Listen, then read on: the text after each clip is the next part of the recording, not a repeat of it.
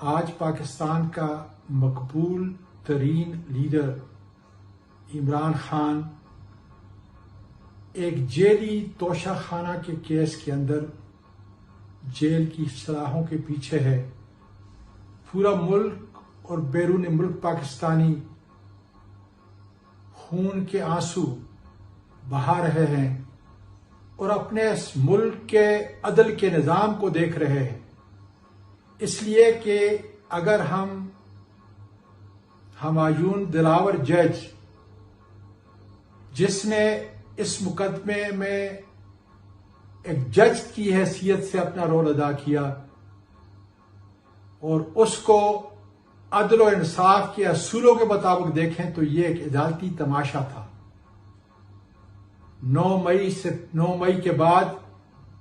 اس جج نے عمران خان کو جیل کے اندر جب وہ پہلی مرتبہ گرفتار ہوئے تو فردی جرم عائد کیا، تمام بنیادی حقوق اور اصولوں کو تباہ کیا۔ لیکن خواتین و حضرات،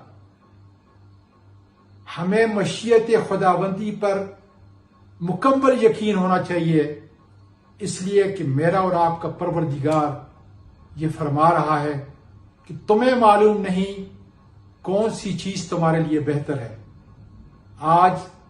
عمران خان ہماری آزادی کی جنگ لڑ رہا ہے، وہ ہماری پہچان ہے، ملک پاکستان کی عزت ہے۔ جبر اور ظلم کے نظام کے سامنے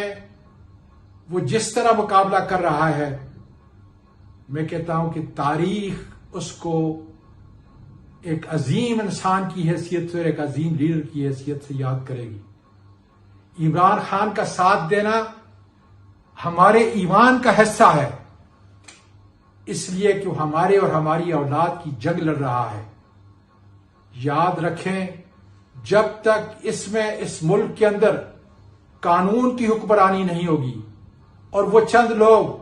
جو اپنے آپ کو قانون اور آئین سے بالاتر سمجھتے ہیں ان کو قانون کے تابع نہیں رکھا جائے گا، اس وقت تک یہ ملک ترقی نہیں کر سکتا۔ میں پاکستان میں تمام پی ٹی آئی کے ورکرز اور پی ٹی آئی کی ان قیادت کو جو اس وقت جیلوں میں ہیں عقیدت کا سلام پیش کرتا ہوں اور یقین دلاتا ہوں کہ ان کی یہ قربانی ملک پاکستان کے لیے،